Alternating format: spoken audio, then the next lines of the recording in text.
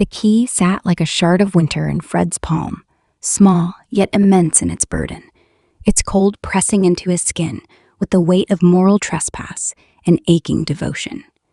He moved through the corridor with heavy, deliberate steps, the muted hum of fluorescent lights trembling above him as if the building itself held its breath. Shadows clung to the corners, restless and narrow, cast by lights that flickered with the fatigue of too many nights and too little mercy. Each footfall echoed up the concrete throat of the detention block, the sound hollow, like a bell tolling for someone who had not died, but was being slowly erased by institutional indifference. His uniform pulled at him, stiff and unforgiving, feeling less like authority and more like culpability, a shell he no longer believed he deserved to wear. At her cell door, he paused, the metal cool beneath his fingertips, the air metallic and sharp with disinfectant and despair. Inside, Anya seemed to dissolve into the bleakness, curled into herself on the narrow bench, a fragile silhouette against concrete, a woman carved by sorrow and held together by sheer will.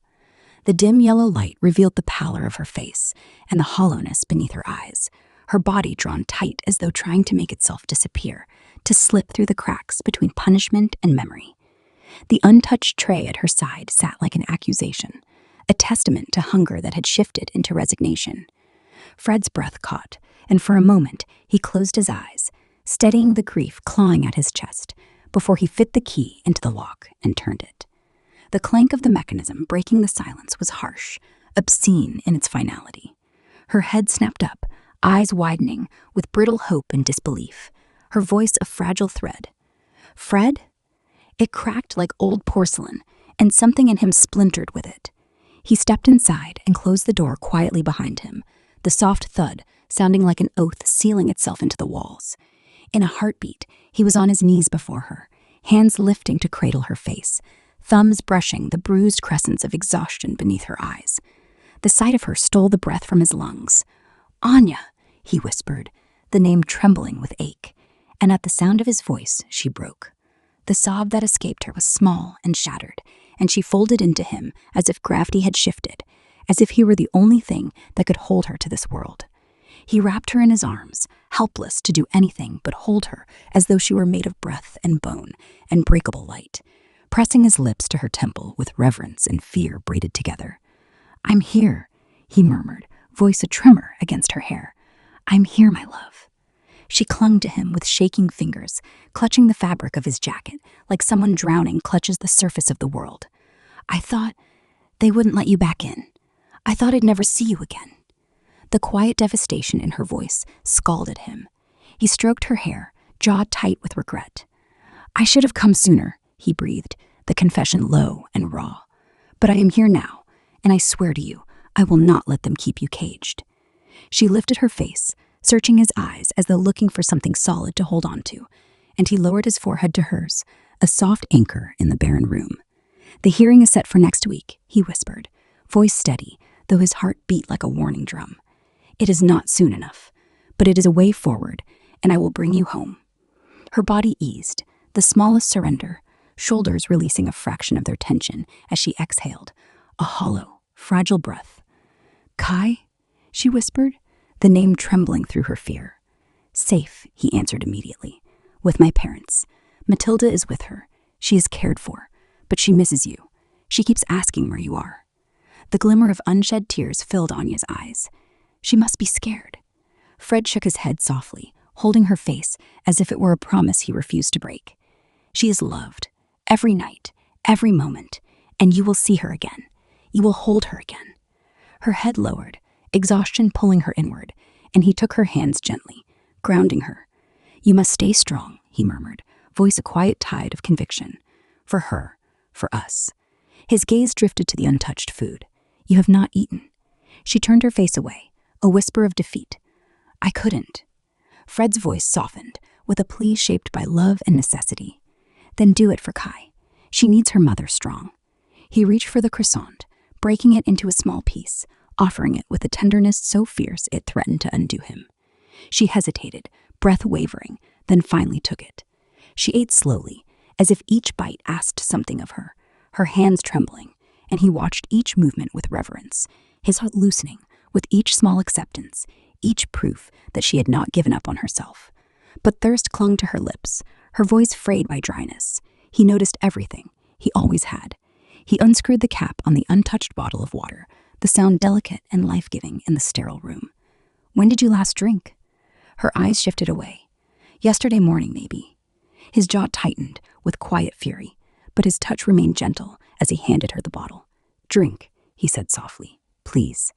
She obeyed, and each sip felt like a silent victory, a reclaiming of self, her shoulders easing with the simplest relief. When she finished, she offered him a small, fragile smile, and he felt his chest expand with fierce protectiveness. He set the tray aside and lay down on the narrow cot, opening his arms to her. Come here, he whispered, his voice a velvet thread in the cold. She hesitated only a breath before sinking into him, her body curling into his, seeking warmth, seeking life. He held her as though the world might end if he loosened his grip, lips pressed to her hair, breathing her in. I have you, he murmured. You are safe. Her fingers gathered his uniform in soft desperation, and little by little, her breathing steadied and her body settling into the sanctuary of his hold. Fred did not sleep, not at first. He counted her breaths, traced each shuddering inhale, memorized the cadence of her heartbeat against his chest. His gaze dragged toward the camera, its unblinking eye watching, and he stared back with iron resolve. He knew Ian was on the other side, waiting for movement, waiting for compliance. But Fred remained still, unmovable, defiant. Let them watch. Let them write reports and shake their heads and whisper about protocol. None of it mattered. She mattered. Only her. Slowly, her breathing deepened, her body softening into slumber, her fingers holding him as if he were the only warmth in an endless winter. He smoothed a hand down her spine, grounding her even in dreams, and pressed a soft kiss to her forehead, sealing a vow that no court, no system, no chain of authority could break. He had fallen asleep the night before, with Kai curled against his chest, her tiny fingers wrapped in his shirt. Tonight, he held Anya with the same fierce devotion, as if love itself could be a shield, a rebellion, a prayer whispered against the dark. And in the quiet cradle of that stolen, holy moment, with their family's future burning softly behind his closed eyes, sleep finally claimed him. The black Range Rover rested at the curb outside the Metropolitan Police headquarters, its dark windows reflecting the oppressive gray of a London sky that seemed to press down on the city itself. The door opened, and a woman emerged with the calm authority of a force that had spent decades refining its power. Medium in height, yet commanding, she moved with a precision that suggested steel hidden beneath elegance, her black dress wrapping her form in purposeful tailoring, not frivolity. Dark waves of hair caught the muted daylight, sliding over her shoulders like polished ink, and her stilettos clicked against the pavement in deliberate rhythm, each step marking territory without a single word. Behind her, a man followed, his posture rigid, one hand resting on the briefcase he carried, the other hanging at his side as if ready to intercept threats unseen. Delara Woodberg lifted her sunglasses slowly, revealing eyes sharp enough to silence a room, eyes capable of both calculation and fury. She studied the headquarters with measured scrutiny, her attention precise and unyielding. She was not here to request, to bend, or to negotiate. She was here to assert, to reclaim, and the air around her seemed to recognize the imminence of confrontation, stiffening like a held breath. Officers paused mid-step, glances following her passage, their murmurs fading in instinctive awareness that she was not to be ignored. The reception desk remained a threshold between them and her will, and she crossed it without hesitation. I need to speak with whoever is in charge, she said, her voice smooth but serrated, a velvet edge that left no room for negotiation.